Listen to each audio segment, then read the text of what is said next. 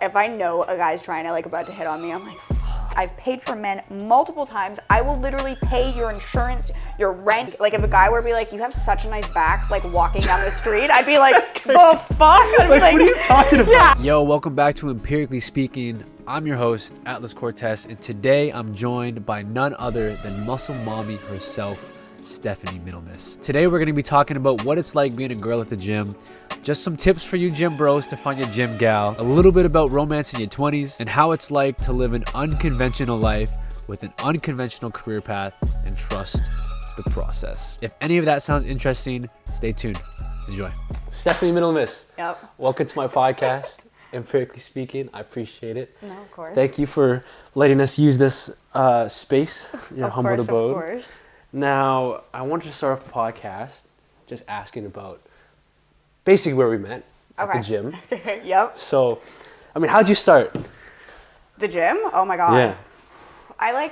I think I started like lifting weights, quote unquote, like at grade 10 in high school. Okay. We had like a fitness class and also gym class, but I took fitness just to kind of get into it. And that was like very basic level, just like using cables, using the machines, like nothing special. Like the starter pack. Exactly. Yeah, that's how I started too. And well, it's I feel like it's the best way just to kind of get like in, just to feel out. But I think I got really into it. I can thank one of my exes for it because he was a huge gym guy. Went to like a private gym. Honestly, like not saying names, but he did roids for a little bit. So like I definitely got introduced to that kind of world, and I started to see the importance, like the like gains of like proper weightlifting. And like how it was such like a bad thing for women to do for so long because you didn't want to look like a guy, but then also seeing him being like, oh shit, like it actually like it looks good, it works. I was like, okay, cool. So I started doing that probably like I started heavily like weightlifting in the gym during my first year of college while I was playing soccer. Right. So I couldn't really actually like lift as much as I wanted to because soccer really took up a bulk of my time. Right. But then that stopped. I guess I finished playing soccer. College was done. COVID, so 2019, and then since then I've been kind of going really hard. Yeah, in the gym. So since 2019, so it's been like a good, what would you say, 7-ish? Yeah, 7 years. Gym? Yeah, 7 years. So would you say that your progress really blew up after you like really committed to the gym? Yeah. After that, like soccer. Yeah, absolutely. Cardio. When I could like after cardio was kind of like as soon as I started taking cardio out. That's when I noticed like the biggest movements. But just because cardio is great, don't get me wrong. If you want to be lean, like it's good for it. But like if you want to get good muscle growth and like actually see changes in your body, you need to cut cardio out because you need to put on mass. You can't put on mass if you're doing cardio. Yeah, exactly. But do you think that foundation of like being healthy already, so doing soccer, being in track and everything, do you think that played a big role in your ability to just transfer over? 100%, because like all throughout, so like my sport behind, I did like all throughout high school, I played basketball, I played soccer, I ran track, I did wrestling.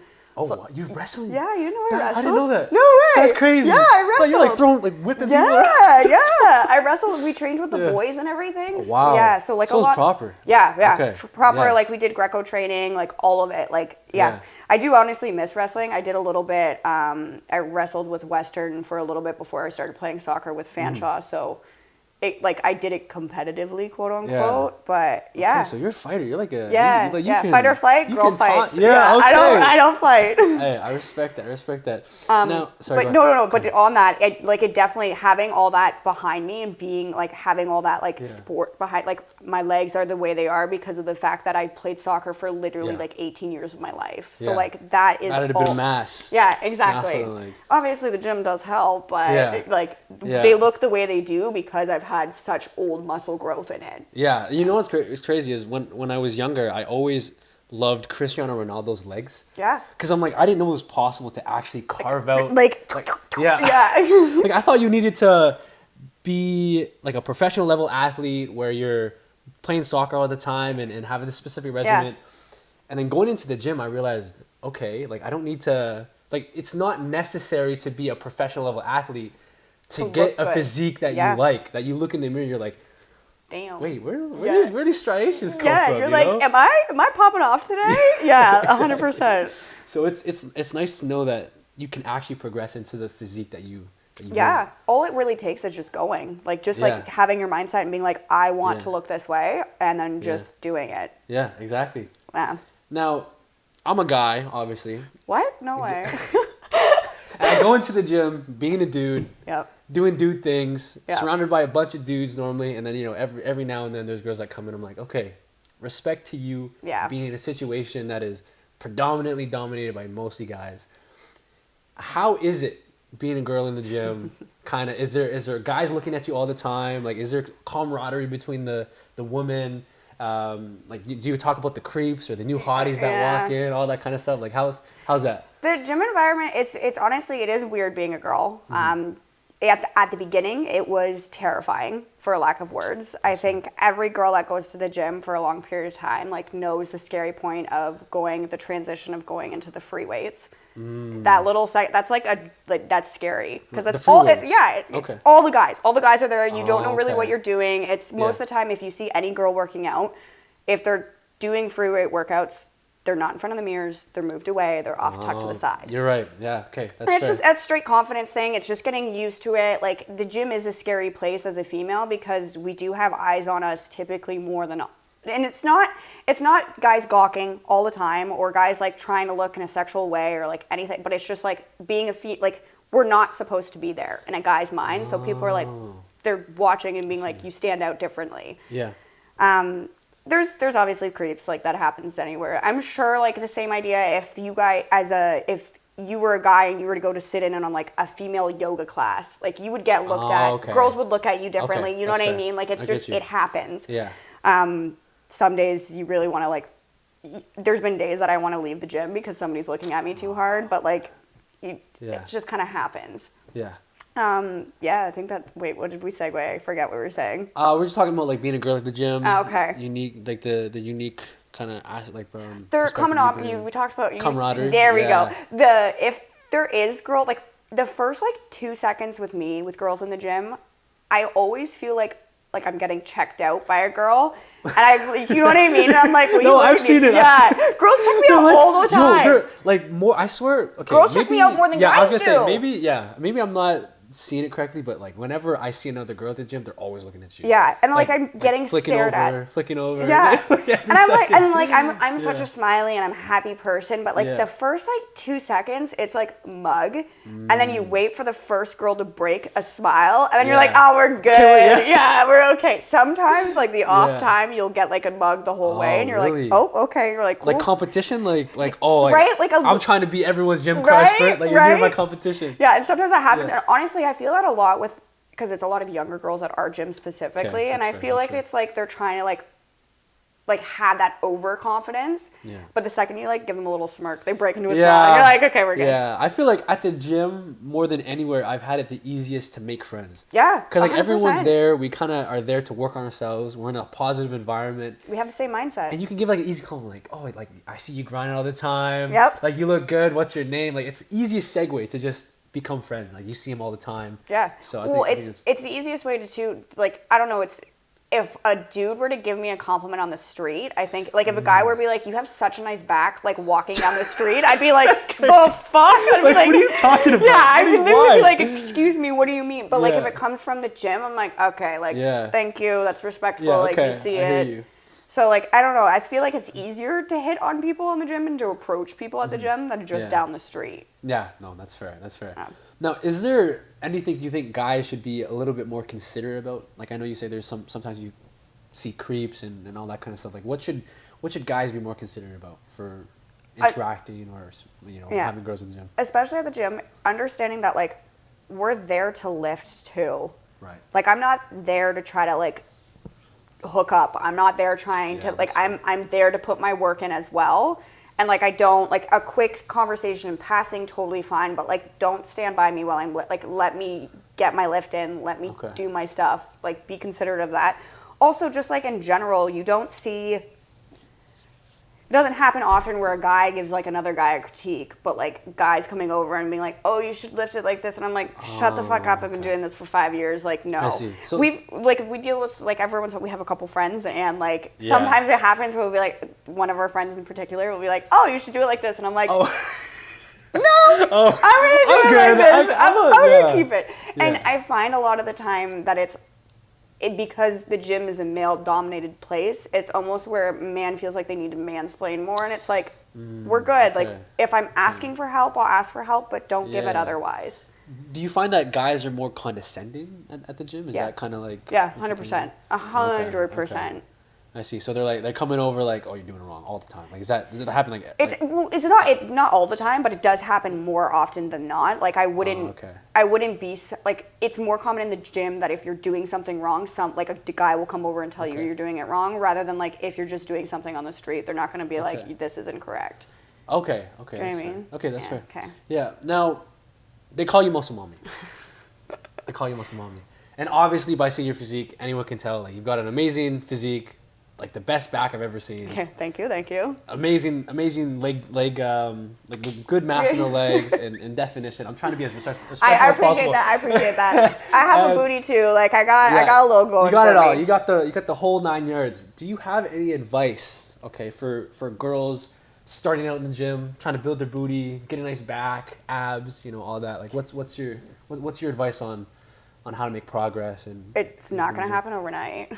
And you're not going to and I think we were saying it before, you have to show up. Like it's literally like you're not going to get it. If you want big results and long results and like that old muscle growth, that's not going to happen within a month. That's not going to happen in 2 months. Right. It's going to be a long progressive period. And like during all of it, I think the biggest thing that I've learned, and like I said, I wrestled for a long time, so food was my enemy because you had to cut weight and everything. Food is so important. Yeah. You need to fuel your body correctly if you want to see any kind of growth. Right. That doesn't mean like I can't have cake, I can't eat, like enjoy life, like have fun with it. If you do anything to an extreme, you're going to end up hating it in like the long term. That's fair. So it's like you just need to show up, do something that you like, enjoy it while you're there, and then don't put all the pressure on yourself that like you want to see results right away. Mm-hmm. Like my muscle growth, I've always been like a quad dominant person, and I've been trying to become like booties are like in as all belief right now. Everyone wants a big old dump truck. But it's so, and like it's taken me 5-6 years to get the butt that I have. My butt isn't even that big. Like it's not by any means, but like to change whenever I hit legs, I was straight, like everything was going right to my quads. Nothing was going to my butt. And then it's just like changing up 3 years to the gym, realizing me like, oh, well, this wasn't working. Let's try something different. And like being okay with switching it up and just doing what your body might need. Okay, I see. And like, you're not going to get a dump truck of a booty and have a 6-pack abs in a course of a year. Oh, okay. That's not like you can't. That's not plausible. If you want to get a bigger butt, you have to put on weight. Yeah. And then you have to go through a proper bulk and cut. Like that's the only way to do it both. Yeah. So there's like logistics behind. Like you can't expect to grow everything and then lose everything in your stomach. It doesn't work. So but like people can wish, like people want that. That's like the dream. The dream. But abs stay there, booty fills out. Yeah, getting the wide back. Like everyone, same thing with a dude. Like you guys want to get big and bulky, but you want to make sure you still have your tapered weight. That doesn't happen. Like it's not as super easy. It's a long period. You have to go through a proper bulk and then a proper cut. Like it's just Now, you're a busy woman. You work, you make time for your friends. You're going to the gym, playing soccer, doing a bunch of stuff. How do you kind of find that balance in your life to be able to maintain the physique you want while also having other activities in your life and working and everything? Like, how do you balance that? It's not easy. There's definite days where sleep kind of gets put on the back burner. Okay. But in comparison to what I was doing when I was in college, it's a lot. I have more free time on my hands now. Yeah. But really, it's just, in general, I think people will make time to do things that they love. Right. So if you want to prioritize the gym and you want to prioritize the way you look and you want to prioritize those types of things, then you'll make time for it. You'll find time within the days for it. Like some days it's like, okay, I'm not gonna lie, I sit on my phone and scroll through TikTok for like 2 hours. I think we've all done it before, but there's some moments where I'm like, okay, I'm putting this down and I'm going to the gym. Like there's some people that won't draw that line. Yeah. And it's just really just deciding it and flicking it in your mind, being like, okay, I'm going to the gym, or okay, I'm my day's completely packed. I have no time on my hands, but my one friend needs me. I'm going to meet them for coffee. Like, it's just finding that, like, the thing to put, like, just making it work, fitting it within your time. It's doable. There's a lot of time within a day, and you don't have to cut off sleep. Like, sleep is still important. Make sure you get your 8 hours.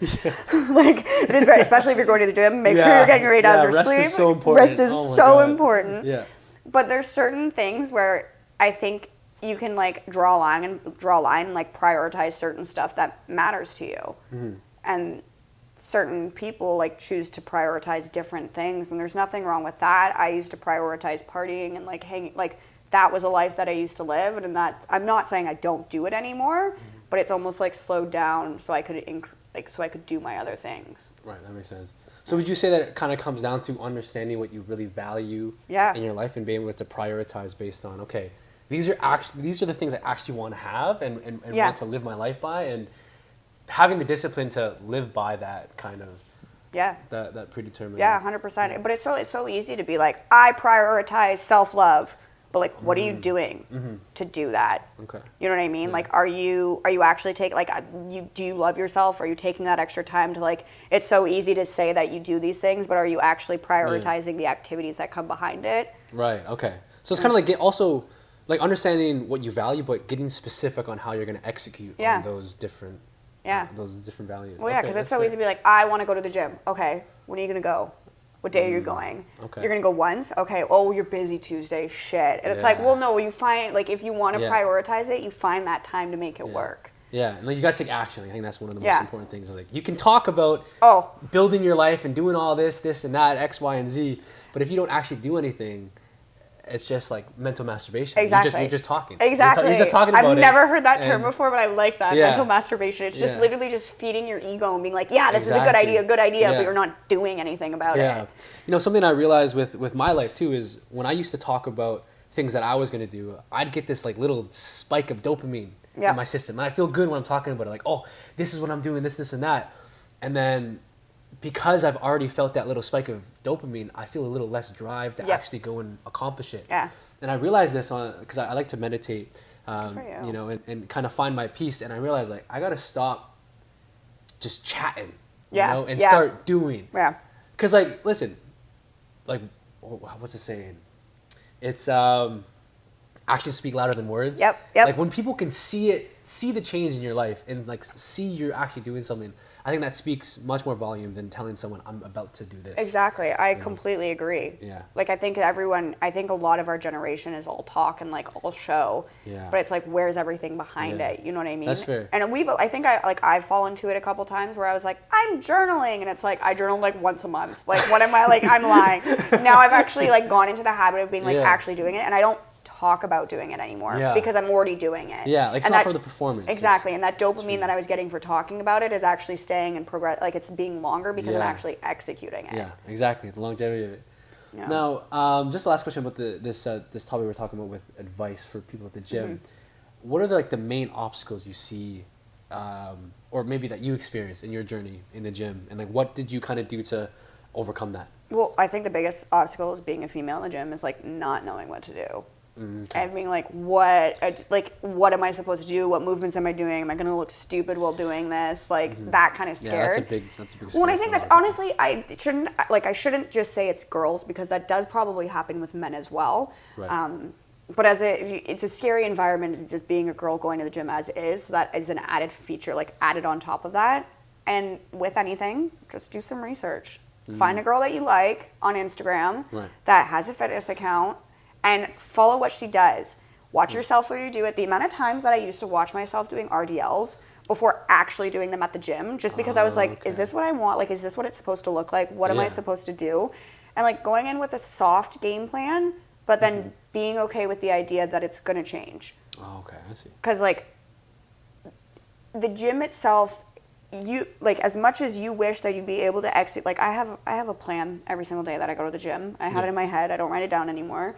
Right. But like the amount of times that we'll go and it's super packed because I go at the worst time. We go at nighttime. We are horrible. Like literally the worst times. It is horrendous. Why do we keep going at like 6 to 8 o'clock at night? I don't know, but it's the best time that works for me for life wise, and I get to see you guys. So it's like it's two birds with one stone. I got to see friends and I got to work out.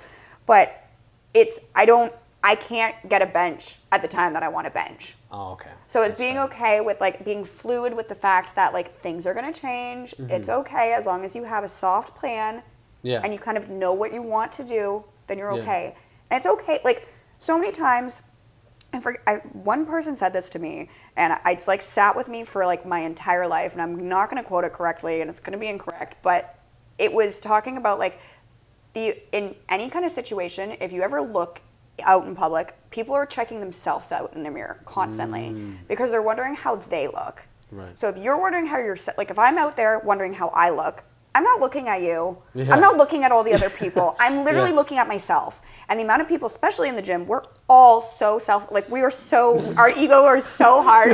Narcissist to the bone. Oh yeah. When I lift, I'm looking in the mirror, I'm only looking at myself. I'm not looking around and like getting over that, like dealing with the fact that other people are there to lift as well.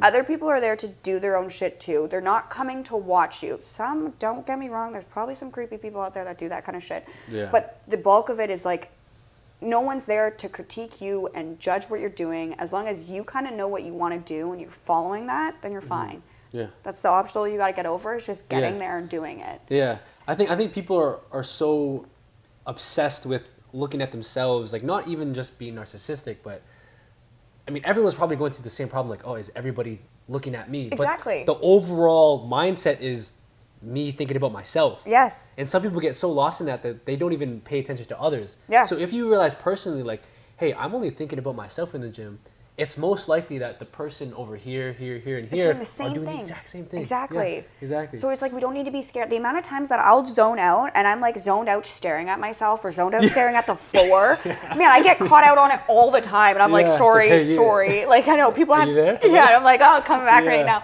But that I go to the gym all the time, and I do that constantly. I bet you so many people are also doing it as well. So it's like it's a scary place, but you just have to go and just do it, and eventually over time it will get easier. Yeah, exactly. No, I hear that. Now, okay, I need to get some advice for the gym bros. The gym bros, okay? I know a lot of guys, okay, so guys have come up to me like, how do you find, or how do you approach that gym girl? Right? How do I not be a creep? How do I not get posted on TikTok and called a pet, or like a pervert and all that kind of stuff? What advice would you give to gym bros, say trying to approach that girl or trying to talk to someone at, like in the gym? Like what's your advice on that? I'm a tough one because like I go to the gym to lift. Okay. Very much so. If I know a guy's trying to like about to hit on me, I'm like, fuck, here we go. Not again. I'm like, I just want to lift these damn weights. Like I don't want to deal with this. Yeah. So I'm a little tough when it comes to this, but like in any kind of situation, I think you have to approach with the understanding of being shut down. Okay. You have to be able to go and be like, and if she says she has a boyfriend, fucking respect it. Just respect it, because you know what? She might have a boyfriend or she might not. Yeah. She's trying to let you down easy if she doesn't. So just respect it and give that boundary. But I don't know. Like I think I wouldn't do any kind of gym approach. Never do it on the first time. Never do it on the first time. Always wait till this. Like if the first time I see you at the gym, don't approach me the first time. Yeah, like, target. Let's go. No. And wait to see if you get the eyes. If you get the eyes, everyone knows the eyes. Okay. I hate when people are like, how do you know? It's like you know the eyes. You feel the eyes and you know exactly what I'm talking about. Yeah, no, I get you. And once you catch the eyes a couple times, if she gives you a smirk, green light, go. Yeah. Do never, and I repeat, like everything, if you were to ever approach a guy, like a girl at the gym, even with guys, if you're a girl, never approach someone during their set. Yeah. Don't do it. Number one, don't. That's the worst time. And that's the worst. You don't do it to a friend. You just you don't do that. You don't fuck with their set. They're there to lift weights. They're not there to chat. If they're lifting it, leave it. And then go afterwards. Yeah, I even feel bad when someone's on a machine and I want to use it to ask how many sets. I'm like, I feel awkward standing there waiting. Yeah. So I'll see them in the set, I'll walk away, and then when they're finished, I'll walk back and be like, okay, how many sets you have? Just so that they're not awkward, like seeing me just waiting for them. Like, well, you can see that in the gym. You can feel that too, and you're like, fuck, this person's gonna ask me for this bench. Like, you know it's coming. Yeah. There's the amount of times that I'll like walk to a machine and somebody will be on it, and I like stop and I'm like, where do I go? Like, Yeah. I don't want them to feel like I'm watching them and waiting for it. So like, Yeah. but yeah, honestly, approaching someone at the gym, Yeah. I think as a human being, if you're socially sound, you'll know when the right time is. That's fair. Yeah. Dude, like you'll understand when the right time is. If she's trying to not catch your eye, if she's like smirking and looking away, right? Like that, she's trying to be nice, yeah. but don't like give that space.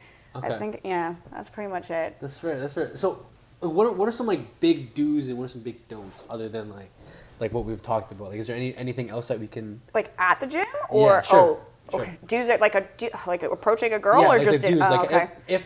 if someone was to actually do it, like what would you say is like a respectful way? Like a just like hey, like I don't know, like Could be just a anything. hey. Sure, I think it's really good. My best compliment if a man ever comes up to me is like, hey, you're pushing really good weight. How long have you been training? Okay. Boom, Okay. It's done. conversational. Yeah, and it's not Talking. like what's your name, blah blah blah. Like I hate Yeah. the hey, let me introduce myself. I'm blah blah blah. Like you'll get my name after you actually like know a little bit about my story. Yeah. And I've said it to a couple guys. I've been approached to the gym a couple times, and I've said it where I'm like, I'm not giving you my phone number and my Instagram like the first time we talk. Like that's Yeah. not. Yeah. That's not the game plan. Unless I'm like very interested and I've been trying to catch this guy's eye for like months, and I'm like, okay. You've been giving him the eye. Yeah, I'm that like, smile, come the on. grin, you know. Yeah. Yeah. He's been my like gym crush. Then I'll give the phone number Mm-hmm. right away. But like, just be very slow and don't expect things to proceed with so much pace. Okay. That makes sense. I'm old.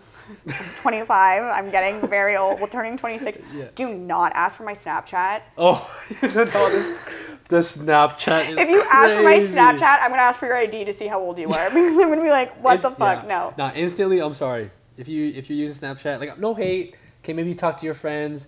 I don't know. That's not my thing. No. I'm like Snapchat feels like a 16-year-old little. Like I'm gonna send you a picture of like half my face. Yeah. Yeah, and like send a little text like whatever. Yes. Hey. Don't get me wrong. Streaks. Snap is okay. Yeah, streaks. Oh my god. I do streaks, so like I'm a little bit like I don't send the word streak, but Yeah. Snapchat's okay. But I think it's a little more personal and a little more like you don't get that right away. Like you don't get to see me on that kind of level right away when we first start Okay, I hear speaking. you. So I'm Yeah. like, I don't know. Snapchat's a big no So for me. you'd say like Instagram is like what you should go Yeah. for. Okay. Would you say it's better to ask for Instagram or phone number for a girl? Just generally, like in general. That's a good question. Like if I see a beautiful woman on the side. I prefer Instagram. Once again, because like I like to call myself a private person, but my Instagram is not private. Like I'm not. Okay. My Instagram is showing like it's very so like. I think it's very accessible. Okay. So I feel like anyone can find that on the street. So like I'll give you my Instagram, no problem. But having my cell phone number, like that's more like. That's like personal. Yeah, like, you know what I mean? Like you get to text me whenever you want. Like that's different. DM me, I'll respond to you when you can. Text, I'm very quick to like respond right away because of the fact that I'm like, okay, that's like someone's reaching out specifically for me. They're Yeah, not that makes scrolling sense. through Instagram. We're like, well, I'm gonna DM this girl. They had to like be like, okay, type in the phone number, like that kind of Okay, so Instagram's like the gateway. Yes. And then when you actually figure, okay, maybe we have a little bit in common, that's when you kind of. And you segue it a little bit. Wait for the conversation to flow a little bit. Yeah, Like have a yeah. conversation. Don't start it off right away. Like the biggest thing is like I feel for everyone's like you have a type. I do have a little bit of a type, but like my biggest thing is I feel vibes. Yeah. If the vibes are good, then I'm like, okay, cool. It's nice. Exactly. Yeah. Give anyone a chance. Right? Exactly. You don't discriminate. Exactly. Yeah. Here's some game I came across in the past couple of years. Is I was trying to figure out what is the most effective way for me, because like I like to actually like people, or how do I say this? I was like, I like to like people too. No, like you know how some people are like, oh, can I get your number like immediately? Like Yeah. for me, I didn't feel like that was my style because I don't have the energy to text someone that I don't really even know Yes. to get to know them, Yes. to qualify them. Then, so I'm like, okay, well, based on myself, like how would I get to know somebody? It's like, oh, you just be friends first. Exactly. Right? I think something that is misunderstood in the whole pickup game is like you need to immediately go for the number. You need to immediately show the interest. It's like, how are you going to immediately show interest if you've only seen them? Well, Like, exactly. You don't know them. It's right? like you know what I look like, but you don't know my story. Like I don't care. Right. So, what I like to do is I'll make friends with people first. Right. This is what I always tell my boys. Like if they're like, oh, how do I get this girl's number? I'm like, don't focus on getting the girl's number. Focus on getting to know her. her. Does she Yeah. even know you? Yeah. Like, does Yeah. she know? Have you talked to her? Yeah. Right. So if you become friends with people, and you actually vibe, like the chance of you getting that girl's number is so much through higher. the roof. Exactly. Like Through the roof. she'll already have her phone out. Like she'll Yeah. be ready to go. Like she'll probably be like, Yeah. why hasn't he asked yet? Yeah, exactly. Like, She might even give it to you. Be Yeah. like, oh, you're really cool. Like, can I get your Yeah. Instagram? Let's do a workout together. Something. Yeah, exactly. Easy, right? So I think that's a really good point. It's like like I've been struggling. Like I don't know how to say this without like I look the way I do, and I very much so having a physical attraction to me is something that's like not a strong issue for myself. okay. Yeah. I just hate saying that. No, it's I hate it's saying okay. that so It's much. okay. No, but yeah. like I want someone to like me for my mind. Right. So like if they're coming up to me and asking for my phone number right away, I'm like, you just like what Yeah. you see, you don't. Like I could be a psychopath. I could be Yeah. mentally unstable. I could see that. No, you know, sorry. a little bit. Like Girlie's a little could, like, unstable. slightly, it Yeah. could be there. But Yeah, you know yeah, what I a mean? touch. Like you Yeah. would have no idea until all of a sudden we start Yeah. talking, and what? Like we're halfway through the conversation, you're like, never mind. Yeah. Like it'd be just so much Yeah. easier to get that feel first and then decide for the Yeah. phone number. I think that unfortunately what I've seen in my life is there's so many desperate guys out there Yes. that don't get any attention to the point where even a girl saying hi or making accidental eye contact Yeah. will get this guy thinking of her all day, all night. And I thought it was just a thing that happened when you're like 12, 13, 14, No. just growing up, you know, your No. hormones start coming. Like there are some guys that I know that are like 25, 26, 27 that are like, oh my God, like I'm crushing so hard on this one girl. I'm like, oh, that's cool. Like you guys going on dates, whatever. She's like, I just saw her once at the gym. Yeah, and you're like, whoa.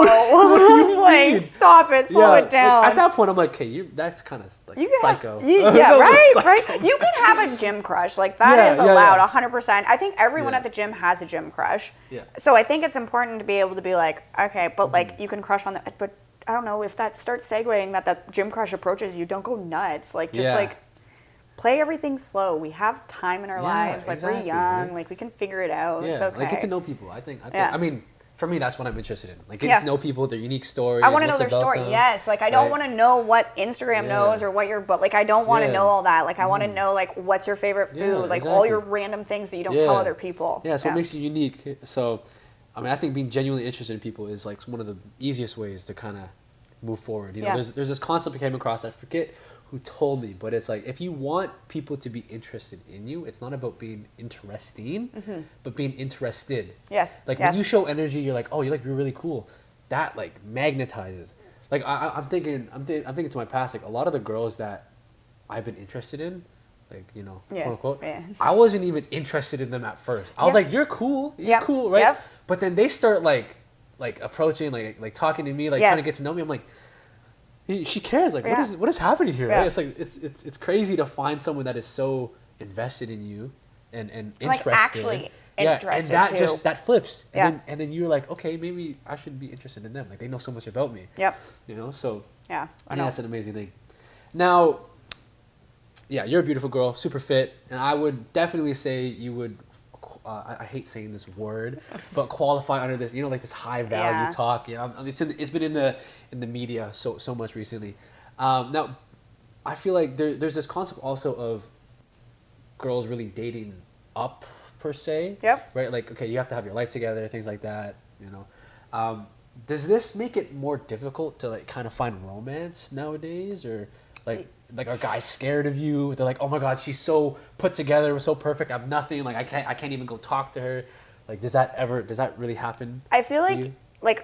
I can't say point blank yes, because I feel like that would be a little conceited in my brain. But like I feel like since being single for the past 2 years, and my past relationship, I think it was the kind of person I am can be very intimidating. Okay. And I've been called that I'm like too much in certain situations. Oh, interesting. But I think it's sometimes just I have a lot of things in my life rolling for me.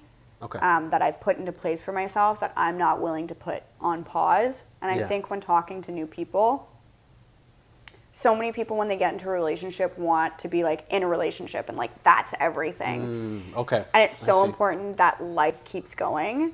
and I've done so much effort and I've worked so hard for my life to be the way it is that I can't put that on pause anymore. A couple years ago, past relationships, I'd be so quick to put my life on pause to be with someone else. And now that my life has flipped, I find that I'm single longer and I've been single for more time because of the sole reason that I'm not willing to put myself on the back burner anymore. Okay, I see that. And I think that scares a lot of people, which it shouldn't. It should excite. But I think if people really aren't interested in the idea of being in building a relationship, that idea frightens them. Yeah. Our generation sucks for dating. Unfortunately. Horrible. That Horrible. Nobody wants to build that actual long connection. No one wants to actually get interested. No one wants to be able to I don't know, it seems like it's too difficult. When someone I come around and I have my life that I want to live, but I also am okay to live simultaneously with someone else. Not obviously living together, but you know what I mean? Yeah, I hear you. I think that's a scary thing for a lot of people. Right. So I think that idea scares a lot of men away. My mom was talking to me about it, and there's different, you can have a female energy and you can have a male energy. Okay. And it's meaning that a female energy is someone that needs to be protected and helped and loving and caring. Yeah. And my mom was telling me that myself specifically, I carry a very male dominant energy because of the fact that I can protect myself. I'm okay by myself. Okay. My parents always joke about it, and it's they don't worry about me as a kid because I'm good. Yeah. They don't everything's okay. They don't need to worry about me. And I think that also scares guys is when I'm speaking to them, if things don't roll out, it's, I'm going to be okay.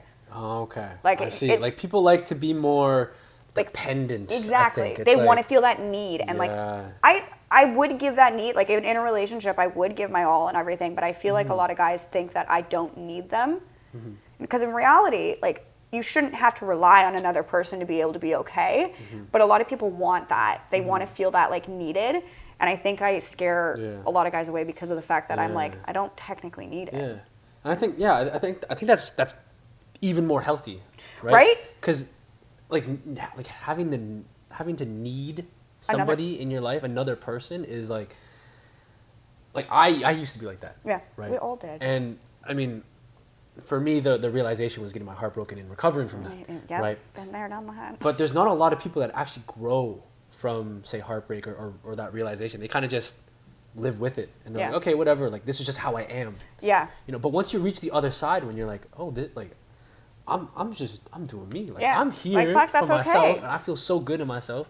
That feeling is amazing, and it's admirable that you know that for yourself, and you're not willing to give that up. Yeah. And that's amazing. Now, you were talking about the male versus female energy. I'm actually interested in that. Yeah. Would you say that for you, it'd be best to find a partner that would have that female energy, or would it be best to find someone that has such male energy that you become pushed into your female self? Yeah. What would you say? I have dated a lot of men that had that doesn't sound good. No. Saying this, but okay. I've dated a lot of guys that have that female energy. Oh, okay. And I've come to realize that my interest, who I'm actually interested in, is not the female energy, but it's that male energy. Right. I want the male energy that tops mine, that kind of gets me back into my female side, because I think I strongly put the male energy on to make to protect myself, to make sure I'm okay, that I feel comfort when a strong enough male energy comes in that I'm okay, I can adapt to my female energy. Yeah. So maybe it's because of the world we live in, right? Is it the Western world, right? No, fuck, Never eat, try to eat. Yeah. Right? Yeah. Western world. Yes. Yeah, North America, right? Yeah. I feel so many women that I've met have needed to adapt a more masculine energy. Yep.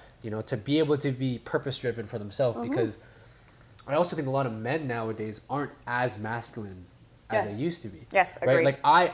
When you meet a masculine dude, they're a masculine dude, which is crazy because everybody is extremely feminine. Yeah, Like for guys, it's yes. go ahead, In the go ahead. Toronto area, you can instantly tell if someone's blue collar or if they're a finance bro. Yeah. Like Yeah. instantly, you can walk down the street Yeah. and be like finance bro. Yeah. Like Yeah, no I questions know. asked. Like you know it. So like I Yeah. completely agree. I think a lot of females have adapted into this male energy, while males are starting to adapt into a female energy, Yeah.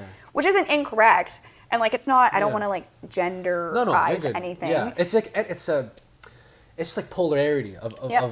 there's two kinds of energies that you can have in your life, and sometimes it's a scale, right? It's Yeah. not, you're either more masculine, more feminine. It's not a bad thing either way, but No, I will like that, and I think it took me a while to find out yeah, that I don't gravitate towards female energy. Okay. I gravitate towards Yeah. male energy. And what would you kind of say is defining that like male energy? Like, have you ever met anyone where you're like, oh, these are like the traits I can definitely see that he's more dominating or more assertive, more masculine kind of? It's not even Would you like say that? it's not even domination or assert. Like it's not even those specific, because those can be scary words for some people. Okay. Like that can be a That's very sensitive subject, but it's not even like.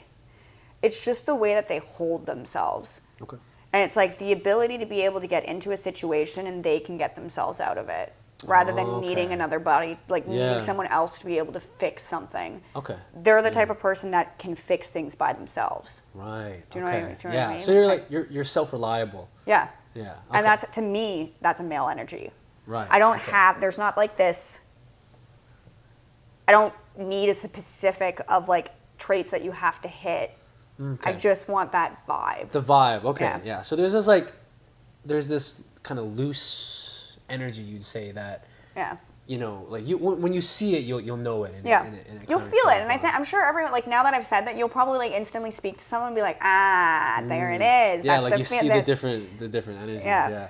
Yeah, and it's funny because I was actually thinking about that concept too, like in my own time. Like when I meet people, they're split differently. Like no matter if you're a guy or a girl, like I can tell like some people have more female energy versus more masculine.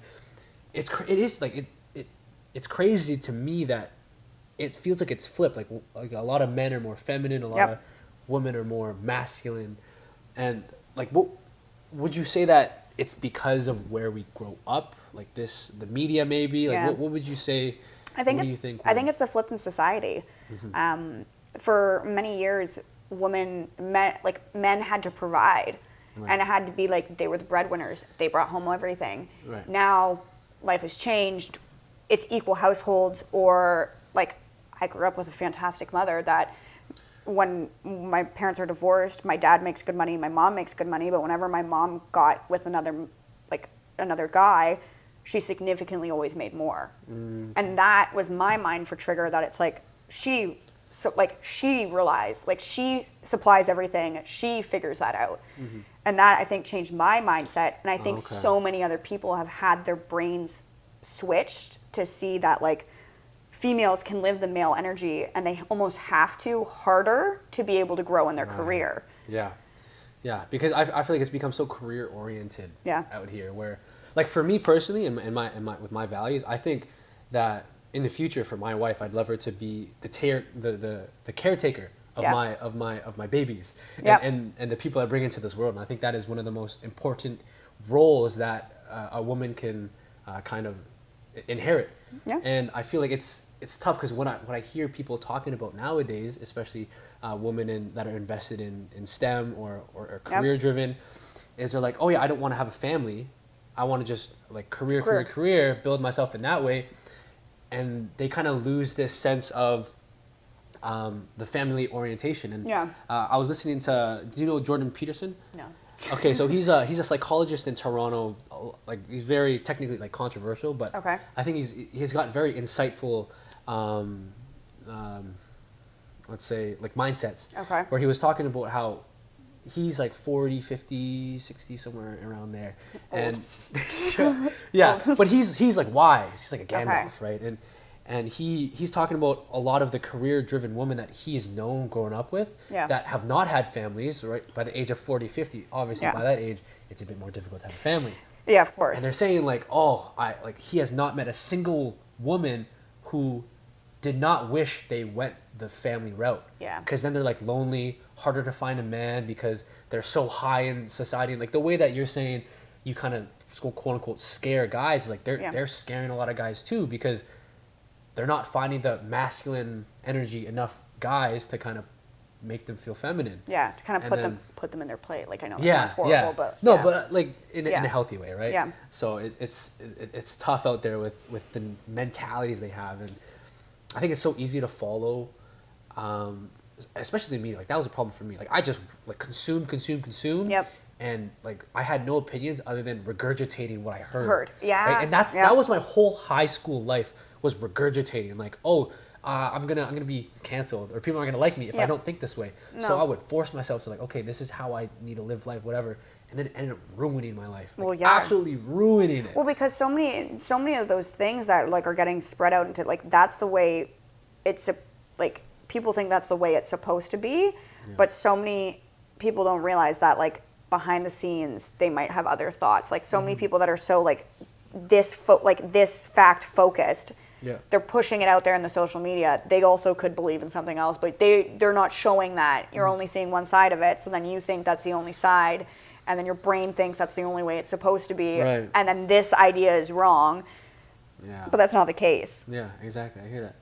Now, moving on to more like relationship-y style talk, what are some shit tests, for lack of better words, you would use to like kind of qualify? Like I know you're saying you like to look for that like masculine energy, or maybe other things you're looking for, like confidence, reliability. Is there any like shit tests that you would kind of put guys through where you're like, how would you respond to me acting like this, or how would you respond if I said this? You know, are there things that you kind of do? I never per se like to. I'm a queen of self-sabotage. So in any kind of relationship, if I feel like things are going well, I try to fuck things up. Don't know why I do it. Don't even know how I do it, but I find a way to try to like do something. If you're asking for specifics, no idea. Like what specifics could be. Yeah. But it's not even, I think I asked too many deep questions at the beginning. I'm like why? What is happening? Like why are you doing that? Like what is the reasoning behind it? And I'm really bad for that, and I'm learning to step away from it. But like very blanket level, what I look for shit test wise, if we go out, I work in retail, I work in the service industry. If we go out and you are mean to a service person, done. Done. Yeah. I think that's the very bottom line character of who you are. Because if you're not able to be nice to random people, you're not going to be a nice person all the time. Like you're going to be a shit person outside of certain things too. So like it's just I can't do it. I went on a date recently, and something was going on. And I remember we were waiting for a table, and someone got let in before us, and he was like and I was like, don't say anything, and he was like, all right, you work in the service industry, so you don't want me to be mean. And I was like, well, like I just don't want you to be a shit person. Yeah. Like I just don't want you to be mean to someone who literally like they're obviously something else is going on. They had to let this other person in for who God knows what. It was a larger table, and it was just the two of us. It's like maybe they had a bigger table open, not good for us. Like there's no point for us fighting it. Yeah. And there's no point, like, and the biggest thing is like, if they're mean to a service person, they can go about and making someone else's day shitty to make them feel better. Yeah, that's not. And that's like moral-wise, that's a big no. So that's a quick one for me to be like out and about, and if I notice that right away, it's instant like for like an ick, where I'm like, okay, no, that's it. Yeah. I was like, can't do it. I hear you. I think when people have nothing to gain from somewhere, and how they portray themselves in that situation shows a lot about their actual character. Yeah. Because I think a lot of people put on a face like, oh, if I think, for example, right, in the field that I'm entering in with business and entrepreneurship, you see a vast difference in the way someone talks to you before and after they know how successful you are. Yep. Right? Because if they see you as, oh my God, like I could gain something from this person, the respect, quote unquote, respect goes to the moon, and they start chasing tail. Yeah. Yeah. Right? Now, I think somewhere where you can really see how someone acts is, for example, when you're volunteering. Yeah, right? true. Like, if you're, like, not even just the act of volunteering, but how you would treat people while you're volunteering, for example. Right? You have nothing, like, almost nothing to gain. You're not getting money. Like, you're not doing, like, there's, it's literally just doing you're just doing something, doing anything, and however you act there, it's like, it's amazing. Now, something I hobble with is you know, like I've felt that when people are upset and can still treat you with respect, Huge. I think that is an amazing feature. Yep, I agree. Now, I came across this concept where, you know, or not came across, I was thinking, I'm still kind of wondering if other people think this is true, but, you know, when people are upset at you, you know, and in like that influx of emotion, like, Yep. right, someone's mad at you, do you think that their true character would show if they're upset at you? I think, yeah. You think so? Like, does that make sense? Yeah, I think that makes a lot of sense. I think I think in any kind of relationship, that first fight is so important because you really find out the walls that were being held up, how people wanted to be received, all come down. And you really get to see the person for what they are and like how they treat you when they're mad, how they treat you when they're upset, like what the situation like how they react, I think is a very good and like long-term realization of what things are going to look like for forever. Yeah. So, yeah, I agree. I don't know, but yeah. Yeah. Now, do you see any specific kind of green flags that you look for? Like what, like if a guy is like this, like, oh, that's like, yeah, I like that. You know what I mean? Like, what, do you have any? I like, well, like dating world, like it's been horrible out here. It's not great since moving into the area too. It's a different genre of men. I really gravitate towards pet dads. Okay. So if they have a pet, I think that's really important because they can show that they care for something. And they obviously, pets are not like, they can be easy, but it's a really good understanding. Obviously for yourself, you're allergic, so it's tough. I get that. Unfortunately. But I think they don't have to be nice to this pet. You don't have to be nice to a pet. But it's really morally if they choose to be nice and if they treat it with respect, like that, I think is huge for me, and that would be a green flag. Obviously, if they have a pet, I'm not like done. That's it. Yeah, that's all married. I need. Yeah, like bring a ring. No, but like right how they react to the pet. I'm like, okay, cool. Like if you're like, oh, like do you have a dog? Like do you have any pets? And they're like, yes. Here's my son. This is his prince. Like this is his name. This is him sleeping. This is him. And I'm like, okay, adorable. Yeah. Like I'm like that is an good sign. Exactly, because they care, and that's so important. So I think that's a green flag. I am not looking for someone who specifically like goes to the gym. I go to the gym all the time. I don't need someone who goes to the gym with me. I would like to have my space every once in a while if I were to get in a relationship. But I want someone who wants to better themselves. Okay.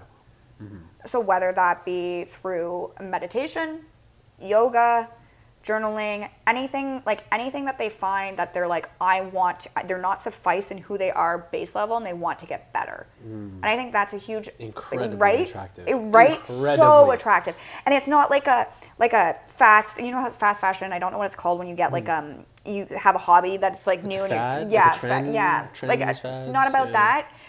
But as long as there's that like drive that they constantly want to be better. Right. I think that's a really good understanding of like I said, it's really like vibes. That's my biggest thing is vibes. If I feel like if there's a good energy and I feel like there's that kind of like, they want to be a better person, they're striving for more, they treat people with respect, that's my green flags. Yeah. That's it. Yeah. So like treating people with respect and having an incredible ambition to be better. Yeah. That's all it takes. Yeah. Do you know how hard it is to fucking find that though? No, it's crazy. It's crazy. The amount of people that are so suffice with just living at home, like finishing their school, like what are you doing after school? Oh, I don't know, I might work. And I'm like, what do you mean you don't know? Like, what do you mean? Like my one ex, he didn't work, but he was a freelance videographer. And like the fact that he was trying to do something and he was trying to get a career in that, it didn't matter that he didn't have a job. Like explaining it to my mom and my dad constantly, and I was like, they're like, oh, what is he doing? And I'm like, he's not working, but it doesn't matter. Like he has a drive, he has a passion, and he's trying to do something. That's all that matters. That's my like bottom baseline. I will literally pay. I've paid for men multiple times. I will literally pay your insurance, your rent. Wow. If you want to better yourself, I will support you 100% the entire way. I've done it before and I will continue to do it, but like that's all I care about is just to see that drive. That's amazing. Because it's not. It's so that should be the base level. That should be what you expect from people, but you can't. You know what? That is true. That is true. I think maybe I've just been exposed to the wrong women. Fuck, I've been exposed to the wrong men, so it's okay. Dude, I'm telling you, I'm like the amount of okay, so when I went to university, the amount of women I interacted with was incredible. Oh yeah. And I'm telling you, 99% of them, like, oh yeah, I have no plans for life, but I'm hot, so I think I'll probably attract a millionaire that'll just buy me everything, But buy it my works. rent. And yeah, It that's works. that's the hard. It's like sometimes it does. I'm like, bro, what? No, like What are you paid? no, I completely get it. I found I was messaging one of my friends and I was like, why do all the shittiest people find relationships so easy, but then the people that are striving, like they struggle to find it, and they were like, well, it's because they're so fine with being like the bare minimum. They're not looking for the better, blah blah blah. And I was like, okay, yeah, that makes sense, but like, fuck. Yeah, yeah. I think you have a certain standard for yourself once you have a certain level of self-love or self-value, to where you're not going to put yourself in a situation where another person would. Yeah, exactly. Right? And it's tough because I think coming from a position where you understand a little bit more about self-love, you see your friends kind of entering relationships or being with people, and you're like, oh man, like you're gonna be heartbroken in about like, 3 months, but I can't do nothing, man. They gotta do what they gotta do. You can't put your opinions on someone else. They have to live their they have to live through the heartbreak. Yeah, like think about it yourself. Like the only reason why you are who you are today is because of that massive heartbreak. Yeah, if someone, it started it all. Exactly. It started all of it, man. So if someone took you out and didn't let you go through that, where would you be? Yeah, exactly. Yeah, I know my.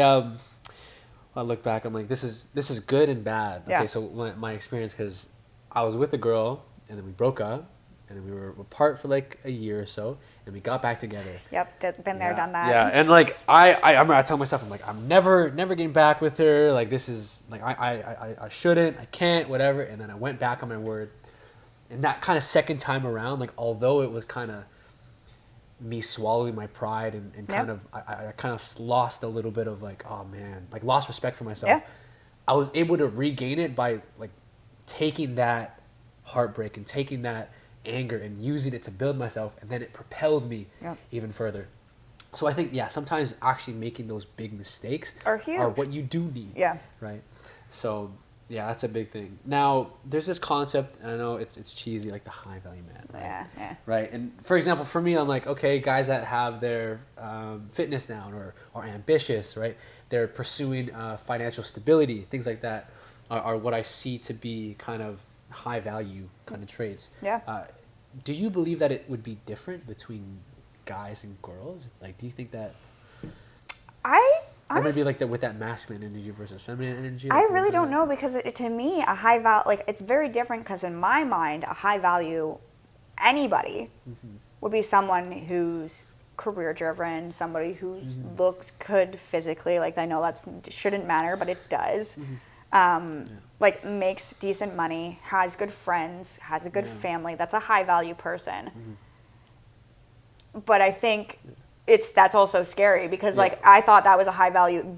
Having that as a woman, I thought that was high value, but it's also scary. So like, I don't know. I think that's high value in a man. Like I think a high value man is very important, and I think a high value woman should be the matching characteristics. But I think it's not, because of the fact that men want that female energy, so they want someone to look good and to be almost submissive still. Yeah. No, I hear you. I think there's like, I can match like a certain kind of high level man with like a high level woman, you know? But like to me, both of those ones can't match. Like they can't be the exact same. Like it has to be like they have to amplify each other. Yes. Right? So for example, right, in my life, like honestly, I'll be real. Like one of my goals is to be completely and utterly financially stable to the point where I can support everything. And the point being is that I think it's very important to have a female figure in the lives of my children. Right, and have them taken care of. But it'll be by a woman that I know has a good moral foundation. Someone who is extremely caring and respectful and will teach my children the way to live. Now, it's definitely not like the current time ideology, right? Because everyone's like, no, like be completely self-oriented and your own career and everything.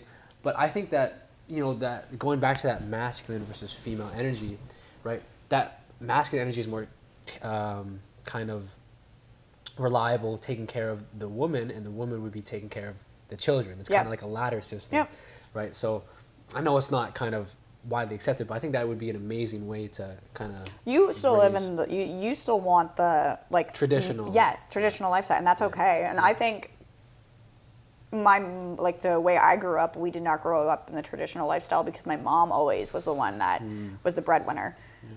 And I think for myself, I've decided that like I still want somewhat of a traditional, but I want it to be more matched. Yeah. Do you know what I mean? Like I want it, like when I have kids, I want to take time off and I want to work. I want to live with my kids. Like I want to have that time. I want to take that year. Life, like I want to have that during the adolescence years. But then as soon as they become a little bit older, I want to instantly go back into work. Right. Because work for me is something I'm passionate about. I want to increase it. Like I want to be the best at what I do. So like it's important to do that, and I have to get back into that eventually. Yeah.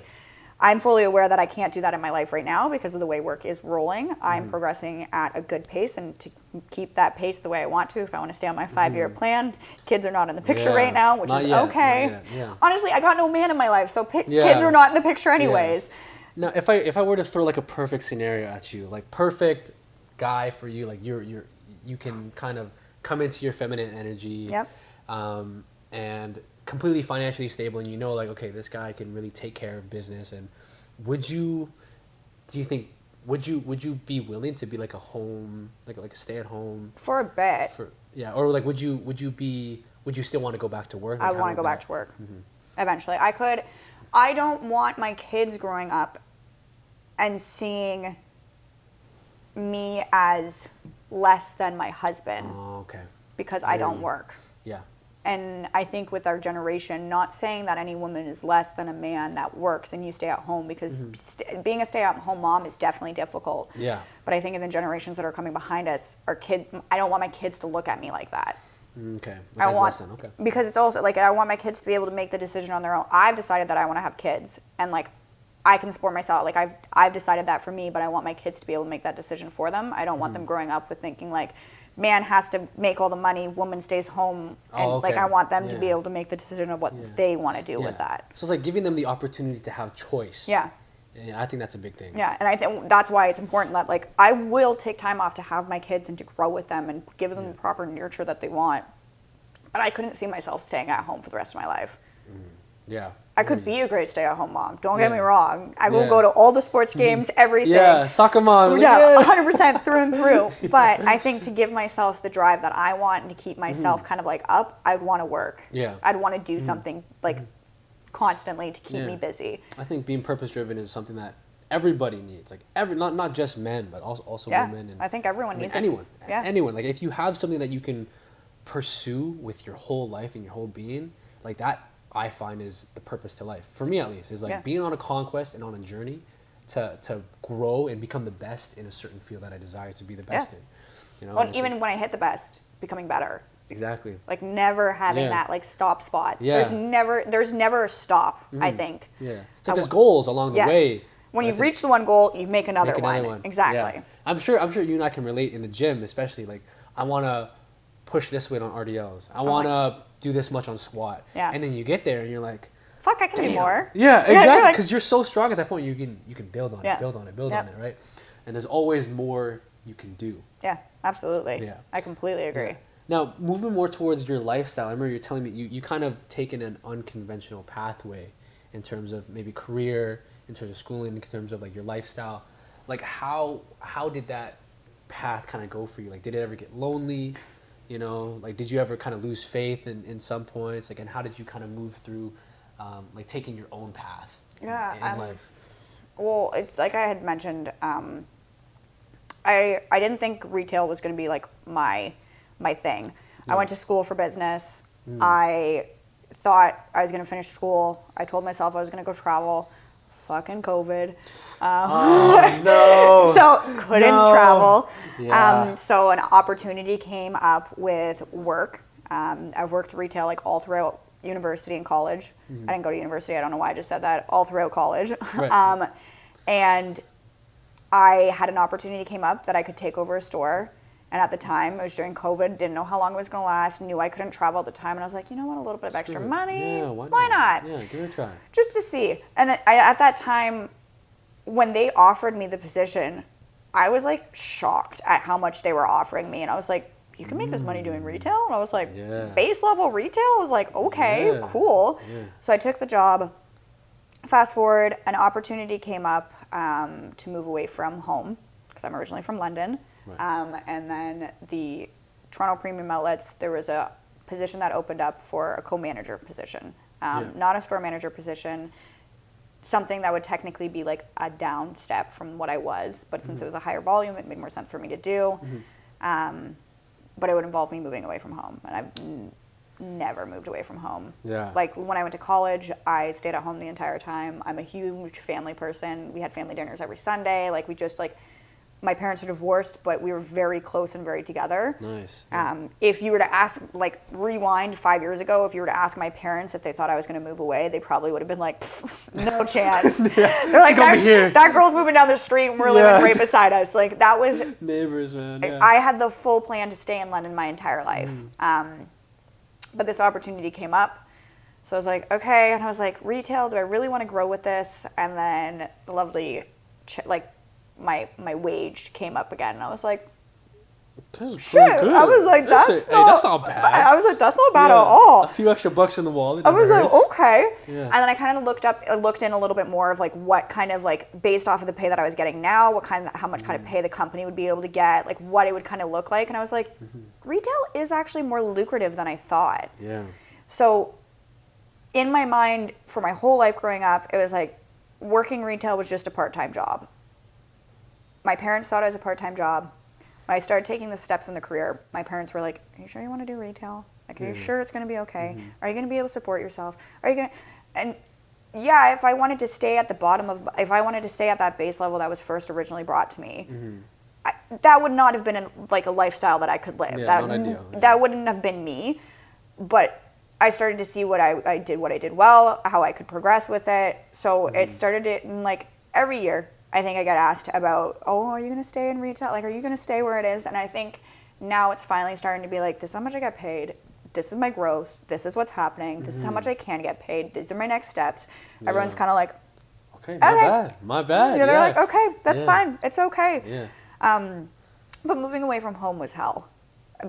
Lonely is an understatement. Like I still feel it. I moved here about a year and 6 or 7 months ago. Me and my boyfriend broke up 2 years ago. So like it was a very tough time. It was a very lonely time. Is it still on? No, we're good. Yeah. It was a very lonely time, and it still is lonely. But it's the steps that I had to take, and I found great new friends. I have a great new community. I've been introduced to a whole new world of different things. Yeah. I unfortunately lost some friends back home. Unfortunately, yeah. Which, as life goes. Yeah, which rocked me and still continues to rock me every once in a while. But it was unfortunately some of the, I was willing to grow within my life, and some people were deciding to still stay with the path they were on. Mm-hmm.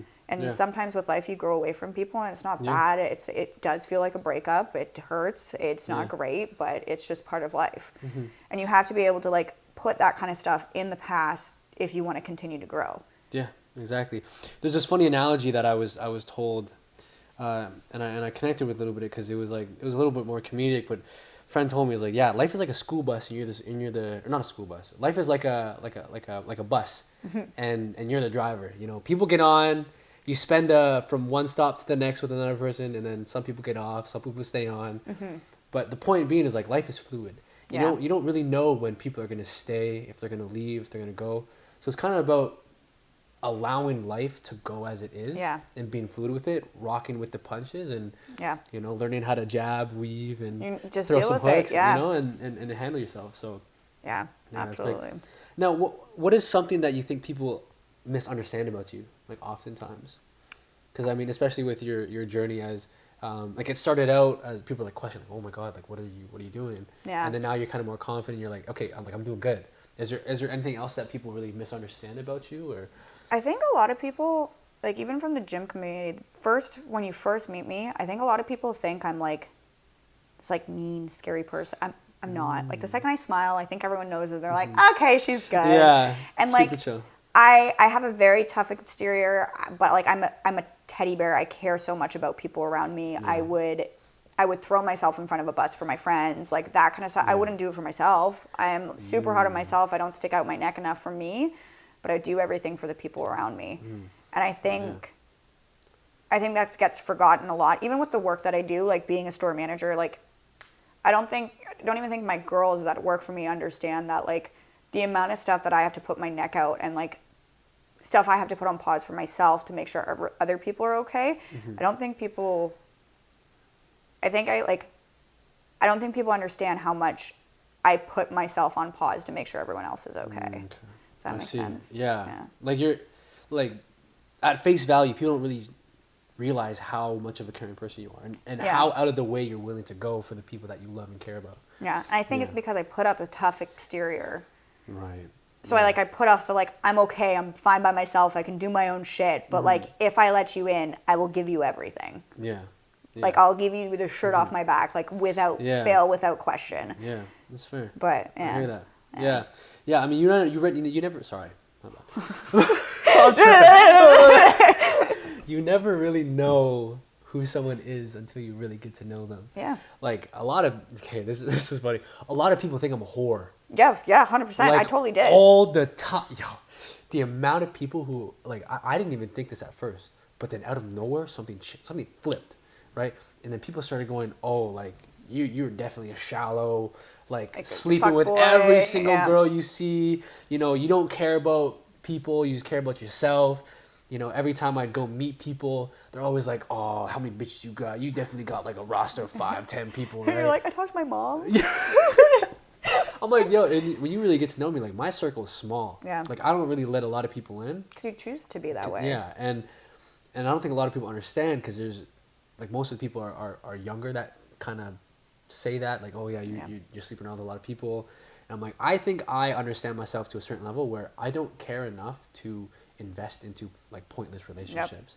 And as such, I'm not out sleeping around with people, texting this many people, like, XYZ. Yeah. You know, so it's, people can look a certain way, right? Yep. And have a certain level of, say, confidence or something about them where you're like, oh, you group them just into the basic, like, whatever. Yep. But some people are deep. Like, they've got more to them. There's, like, they're like, okay. Onions. Yeah. For lack of a better word, they're like onions. Yeah. They're like onions. So. Thank you, Donkey from Shrek. Yeah. Exactly. But, yeah. Now, do you have any, like, great defining moments in your life where you're like, maybe you had kind of a mental shift, you know, where you're like, oh, like, this thing really changed me. Like, I think differently because of this. Like, what, do you have any of those? I honestly, like, for yourself, you can say your breakup, and I know you can kind of, like, that was it. For me, I don't think there's a specific, like, moment, because I will make the same mistake 12 times over. I'll keep going. Yeah, I'll keep going. I do too. And there's not, and I constantly went back to my ex. I constantly let people fuck me over. I know I do. And it's never that aha moment, but eventually over time I'm like, why am I doing this? Yeah. Like, this is enough. Yeah. And it's certain things too, like me and my one friend that we had our breakup. Yeah. It wasn't a specific day that it happened. It was a long burn of, like, over time, just constant disappointment and constant, like, okay, you don't care. Okay, you don't care. And it was like, do you care? And then she's like, yes, I do care. And do you care? And you're like, yes, I do care. And you're like, okay. And then it just progressively, like, takes forever. So I don't have there's nothing in time that I would say there's a day that I was like, this is my defining moment. Okay. It's been just everything's been a slow burn. Yeah. And I eventually get there over time where I'm like, that's enough. Right. Like, no more. But that would be about it. Yeah. Yeah. So, like, it's kind of like everything compounded over a long period of time where maybe you didn't have one day where you're like, you look back, you're like, oh, I'm a different person today. Yeah. But it was like a journey of going through, like, X amount of trials and tribulations. And then all of a sudden you look back 5 years and you're like, wow. Yeah. Like, that, I have lived life. Exactly. Like, I've lived life. Yeah. Man. The past 2 years, I'm a completely different person than I was 2 years ago. Mm-hmm. And I can't tell you at what point that switched. That's fair. It was all throughout that entire time that each little thing slowly started to change my mindset. And it wasn't just a flick of a switch. It was like a slow burn. Yeah. Now, is there any, like, habits you had that kind of helped facilitate that growth? Yeah. Like, things that you did where you're like, yeah, that actually really made a difference for me? Like, did you have any of those? The gym. The gym. Yeah. Yeah. The gym. Literally, Yeah. I hear you. The main thing over the past 2 years is, I wouldn't even say a specific habit, but it was constantly putting myself first. Okay. So it was whether it was like going to the gym, I was going for a walk, Right. doing my journaling, Yeah. reading, like that kind of stuff where I was just like, okay, do something for me a little bit more than doing stuff for other people. Right. I still would do everything for other people, but I eventually found since I did more stuff for me, I was able to put myself first a lot more. I wouldn't like specific hobbies. Like I play soccer, I go to the gym. That's pretty much my hobbies. I scroll on TikTok, but that's not a hobby. I watch Netflix, that's not a hobby. I read every once in a while, but I don't even, I don't, that's it. I don't think, not much. Yeah. No, I'm a simple person. Yeah. I think it's like you actively working in yourself has been like the biggest thing that has changed you, which is like, makes sense. Yeah. Right? Well, and it's never going to stop. Yeah. Now that I've started on this journey, like it's never going to stop. I had a buddy that I was messaging the other day, and I was talking about self-love and like all this stuff. And like, I recently got ghosted. I haven't told you this. It was, hard one. It took one off the head. I was like, okay, cool. And I was explaining and like how I feel, and I was like, I feel like I'm not worth it. I feel not worthy. He paused me. He's like, Steph, do you like actually feel like you like practice self-love? And I was like, yeah. Like I think I do self-love. Like I think I do. And he's like, the second you say I think means you're not doing it enough. And I was like, you're probably right. I was like, you are so right, because the fact that I was allowing one person's decision to make me flip my mind and think I'm not worthy and I'm not like, that was showing that I was letting somebody else decide my self-love. Right. So I think it's constantly like I'm going to have to, no matter what, everyone's going to be working on it. And even though I'm a different person 2 years ago than I was now, and I'd say I love myself so much more, I still have to do better. And I think everyone does, and I think that's important with life, is just always like finding your self-love and like bettering yourself and feeling good about yourself. And slowly over time the hobbies will fix everything, but yeah. It's crazy how like having a conversation with a friend, like having an outside perspective can really affect how you think. You're like, oh, like, you know, the way you realize like maybe I am not like focusing on my self-love enough. Like I think it's amazing how effective having a third person perspective can be. Well, you like roll through those steps. You're like going through the motions. You're doing everything in life, and then somebody says something, you're like, what? Yeah. You're like, whoa, Yeah. rewind that. Say that again. And you're like, oh my God, you're so right. Yeah. And I like needed that where I was like, I'm great. I'm fine. Everything's okay. Fuck this dude. It hurt my feelings, blah, blah, blah. And he's like, are you okay? And I was like, no, I'm not. I'm like, you're right. I'm not. And like sometimes it's important to have those friends that can call you out on that shit like right away. But yeah. Speak to your soul. Yeah, exactly. He has a very good like mindset. I tap in, like whenever I'm like contemplating life and I'm having a weird spot, I always reach out to him because he has like the way he thinks about life is just something that's like unmatched. Right. I find so it's important. Find someone like that. Have that person on your side because it's so important.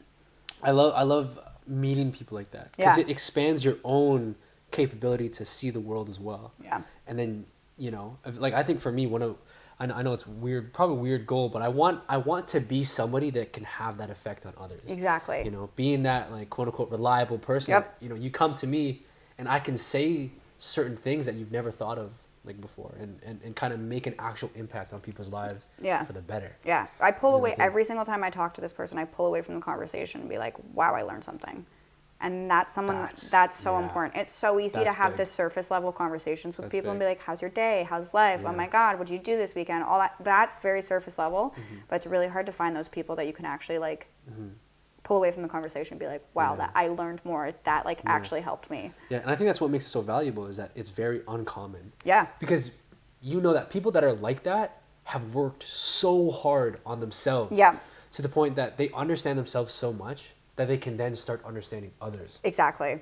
And then they help you realize things that you didn't even see in the first place. Yeah, and then he won't realize that, but this stuff that he's putting, like the stuff he's saying to me, I'm going to be able to like recycle in my own kind of way, and I can help someone else with that kind of stuff. Yeah, exactly. Yeah. Now, we're basically wrapping up now. We have one last question. Yep. And it is, if you could go back to your 20-year-old self. It's 5 years ago. Yeah. Give yourself one piece of advice. What would you tell your young self? Okay. 20 years ago, well, not 20 years ago, I'd be 5. Yeah. Hey, little 5-year-old. Keep killing it, girl. Yeah. Like, 5 years ago, I'd probably tell myself that, like, the people I surround myself with isn't who I am. I know that's really, like, obviously, in my 20s, I surrounded myself with a lot of people that I thought were what I wanted. Okay. And I thought that's the life that I wanted. And I thought they were closer friends than they were. I'm not saying they're bad people and they're not close, but I think I would have, if I could go back, I could have surrounded myself with better people to grow me a certain different way. Yeah. And my 20-year-old self, she was living life, she was having fun, she was great. Yeah, that's good. But I think she wasn't prepared to what life would be like without the people that was around her. I see. And yeah. I don't know. Like the people surround, like you said, the bus thing. People are gonna come and go, and like my 20-year-old self, if I found out all the people that were going, I would have broken down. I would have shot. Like I would not be okay. Yeah. And I think it's okay to have people come and go as long as you're okay with yourself. Would you have done anything differently? No. Yeah. I wouldn't change anything. Yeah. I think I really stand by, like, everything happens for a reason. All your stories are your stories. They help shape you to where you are now. I'd never get out of a relationship and be like, I shouldn't have done that. That's not the way I think. And I think, because at some point that was the right decision. My mind thought that was the right thing to do at that point in time. And I can't go back and, like, wish that it didn't happen. I can just be happy that it happened and I've, like, grown from it. Yeah, exactly. Yeah. Anyways, I think that concludes the podcast. How long was that? I don't even know. I don't know when we started. Yeah, it seems like it's definitely been a bit. It has been a bit. But Steph, if people wanted to kind of see or get in contact with you or anything, like, where can people find you? Follow me on Instagram at Steph Middlemiss. Super duper easy. Can you like tag it in? I can tag it. I'll tag it. Cool. I'll tag it. Yeah, cool. It'll be in the description for everyone to see. You can DM me. I will respond sometimes if it's not a creepy DM. Yeah, don't be creepy. Don't be creepy. Be my friend first, and then we'll see from there. Get to know her. Yeah, exactly. That's the most important part. Get to know someone's story before you decide who they are. There you go. Yeah, that's it. There you go. Anyways, thank you for being on the podcast. Oh my God, of course. You had some amazing insights, some great conversation. Always. Thank you. Always. Okay, cool. Awesome. Cool. That's it? Yeah. I gotta pee. Yeah.